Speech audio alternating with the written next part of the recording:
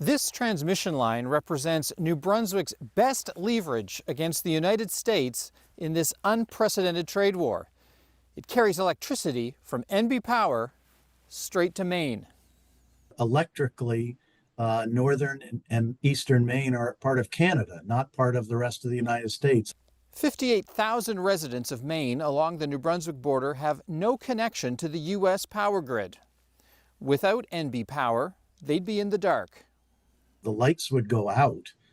There is a limited ability to generate electricity in Aroostook County and Washington County, not nearly sufficient for the needs. Beyond those border communities, NB Power also sells electricity into the larger regional U.S. grid further south. That is leverage, but so far the Holt government is unwilling to use it, putting off talk of adding a surcharge to our electricity or cutting it off altogether. Our neighbors in Maine are our friends, and we want to put serious consideration into the decisions that might hurt some of the people that have already spoken up against the tariffs. A day after that first explanation, Holt offered a second one, the cost to NB Power.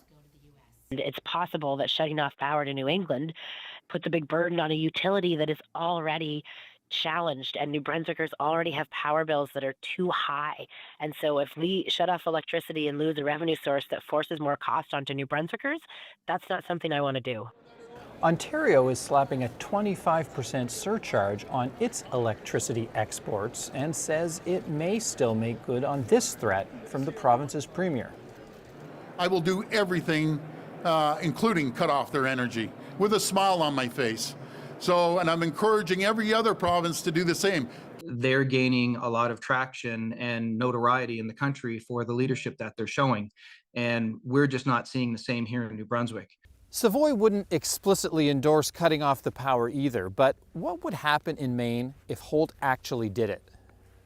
I think you would have an international crisis on your hands that you would hope that political and regulatory leaders would quickly step in and make sure that, if these people are relying on electric space heat or heat pumps to get them through the remaining cold days of the winter and you cut off their electricity, you are creating a public health risk that is unacceptable.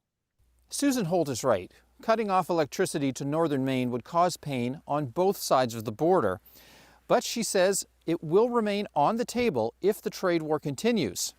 The fact that it's even part of the conversation tells you how serious the situation is.